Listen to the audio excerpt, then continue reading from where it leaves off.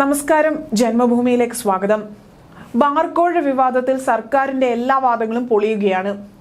Bar ഉടമകൾക്ക് വേണ്ടി ഒന്നും ചെയ്തില്ല എന്ന CPM സംസ്ഥാന സെക്രട്ടറി MV ഗോവിന്ദന്റെയും എക്സൈസ് മന്ത്രി MV രാജേഷിന്റെയും വാദങ്ങളാണ് പൊളിയുന്നത്. എന്നാൽ ഈ ബാർക്കോഴ വിവാദങ്ങൾ കത്തി നിൽക്കുന്ന സാഹചര്യത്തിൽ എക്സൈസ് മന്ത്രി MV രാജേഷ് യൂറോപ്പിലേക്ക് പറന്നു. കുടുംബസമേതമാണ് അദ്ദേഹം യൂറോപ്പിലേക്ക് പറന്നത്.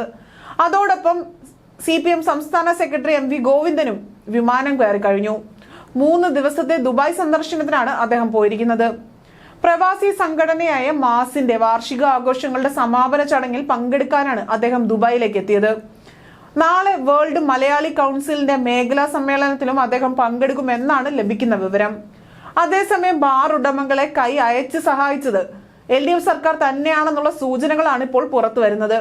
പണപ്പിരിവ് മുഖ്യമന്ത്രിയുടെ അറിവോട് കൂടിയാണ് നടന്നത്. അതിൽ മന്ത്രി മുഹമ്മദ് റിയാസിനും പങ്കുണ്ട്. ഭീഷണിയെ തുടർന്ന് മാപ്പപേക്ഷയുമായി ബാർക്കോഴ പുറത്തറിയിച്ച അനിമോൻ താൻ അയച്ച മെസ്സേജ് എല്ലാവർക്കും തെറ്റിദ്ധാരണ ഉണ്ടാക്കി എന്നാണ് അനുമോന്റെ ഇപ്പോഴത്തെ വാദം. ഡ്രൈഡേ മാറ്റുന്നതിൽ ചീഫ് സെക്രട്ടറി അധ്യക്ഷനായ ഉന്നത അധികാര സമിതി അനുകൂല തീരുമാനമെടുത്തത് സർക്കാരിന് സമർപ്പിച്ചിരുന്നു. ബാറുകളുടെ പ്രവർത്തന സമയത്തിൽ ഇളവുകൾ വേണമെന്ന് ഉദ്യോഗസ്ഥ തല ശുപാർശയും ഉണ്ടായിരുന്നു. ഇത് പാർട്ടിയിലും മുന്നണിയിലും ചർച്ച ചെയ്ത് നടപ്പാക്കാനായിരുന്നു എക്സൈസിന്റെ ആലോചന. തിരഞ്ഞെടുത്ത ടൂറിസം കേന്ദ്രങ്ങളിലെ ഹോട്ടലുകളിൽ ബിയർ വിളമ്പണമെന്ന് മന്ത്രി മുഹമ്മദ് റിയാസ് നേരത്തെ ആവശ്യപ്പെട്ടിരുന്നു. ഇതിലൂടെ ലക്ഷക്കണക്കിന് രൂപയുടെ കോഴ ഇടപാടിനുള്ള കളം ഒരുങ്ങുകയായിരുന്നു. മദ്യത്തിന്റെ പ്രാരംഭ ചർച്ചകൾക്കായി അടുത്ത മാസം ബാറുടമകൾ അടക്കമുള്ളവരുടെ യോഗം വിളിക്കാനും മന്ത്രി MV രാജേഷ് തീരുമാനിച്ചിരുന്നു. ചർച്ചയ്ക്ക് മുൻപ് പണം ശേഖരിച്ചു നൽകണം. ഇതാണ് federation of Kerala bar hotels association Idukki ജില്ലാ പ്രസിഡന്റ് അനിമോന്റെ വാട്സാപ്പ് സന്ദേശത്തിലും വ്യക്തമാകുന്നത്. സാമ്പത്തിക വർഷം ആരംഭിക്കുന്നതിന് മുൻപ് മദ്യനയം പ്രഖ്യാപിക്കുന്നതാണ് രീതി. എന്നാൽ ലോക്സഭാ തിരഞ്ഞെടുപ്പ് പ്രഖ്യാപിച്ചതോടെ ഇതിന് കഴിഞ്ഞില്ല. ഇത് അവസരമാക്കുകയായിരുന്നു CPM. തിരഞ്ഞെടുപ്പ് കഴിഞ്ഞിട്ട് മദ്യനയത്തിൽ മാറ്റം വരുത്താമെന്നും തിരഞ്ഞെടുപ്പ് ഫണ്ട് ഉൾപ്പെടെ വേണമെന്നും വിലപേശുകയും ചെയ്തു. ഇതനുസരിച്ചാണ് പണപ്പിരിവ് നടന്നത്.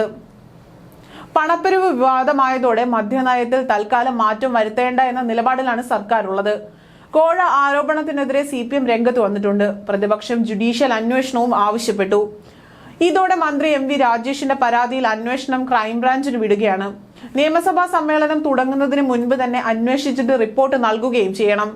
ക്രൈംബ്രാഞ്ചിന്റെ ക്ലീൻ ചിറ്റുമായി നിയമസഭയിൽ എത്തുമ്പോൾ പ്രതിപക്ഷത്തിന്റെ വാദങ്ങൾ തള്ളിക്കളയാനും സാധ്യതയേറെയാണ്. ദേശീയ പാതയോരത്ത് പാടില്ല എന്ന് സുപ്രീം കോടതി ഉത്തരവിട്ടതോടെ അടച്ചുപൂട്ടേണ്ടി വന്ന ബാറുകളെ സംരക്ഷിക്കാൻ ദേശീയപാതകളെ സംസ്ഥാന പാതകളാക്കി മാറ്റിയത് ഈ സർക്കാരാണ്. ബാറുകളുടെ ലൈസൻസ് പുതുക്കി നൽകി. നികുതി കുടിശ്ശിക ഉൾപ്പെടെ ഇളവുകൾ നൽകി സഹായിച്ചു.